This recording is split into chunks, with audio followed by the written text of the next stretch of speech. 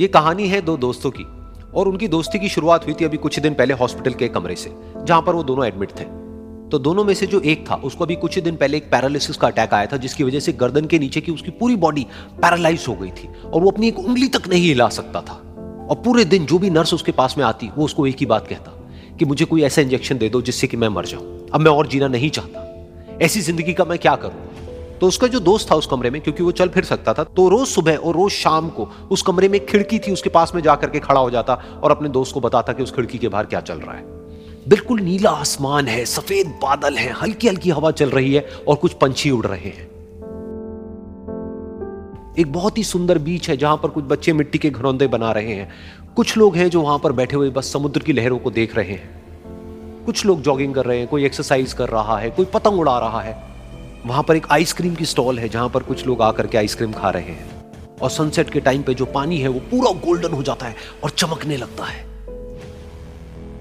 तो शुरू में तो जब उसने वो सब बताना शुरू किया तो उसके दोस्त के ऊपर ज्यादा असर नहीं हुआ, लेकिन धीरे धीरे उसके अंदर जीने की चाह जागने लगी।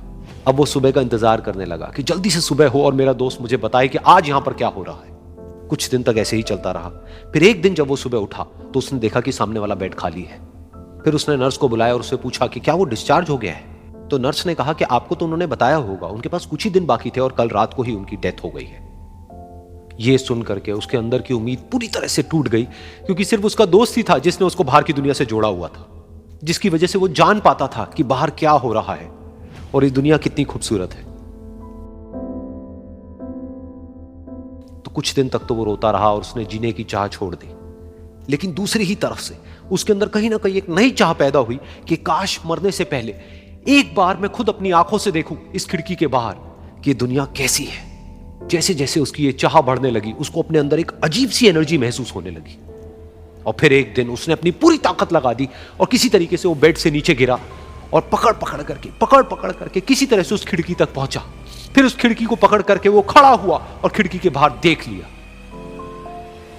लेकिन खिड़की के बाहर देखते ही वो गुस्से से भर गया। उसने जोर से नर्स को आवाज लगाई और जैसे ही नर्स आई उसने नर्स से पूछा, ये तुमने क्या किया, ये खिड़की के बाहर काली दीवार क्यों खड़ी कर दी। तो नर्स को समझ नहीं आया वो क्या बोल रहा है और वो बोली कि मुझे 5 साल हो गए हैं यहां पर, जब से मैं आई हूं तब से तो ये काली दीवार यहां पर है। तब जाकर के उसको समझ आया कि उसका वो दोस्त उससे झूठ बोल रहा था। और उसने नर्स से पूछा, अगर ये काली दीवार पिछले 5 साल से यहां पर है तो मेरे दोस्त ने मुझसे झूठ क्यों कहा।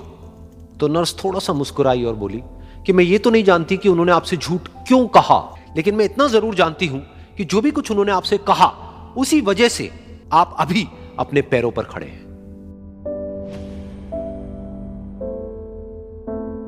तो इस कहानी से हमको यह सीखने को मिलता है कि जो हमारे शब्द हैं, जो हमारे वर्ड्स हैं, जो हम अपने मुंह से बाहर निकालते हैं, उसमें इतनी पावर है जिसकी कोई हद नहीं है। वो किसी आदमी को गिरा भी सकते हैं और उसको उठा भी सकते हैं। तो अब आपके ऊपर है कि आप अपनी इस पावर को यूज करते हो या मिस यूज करते हो।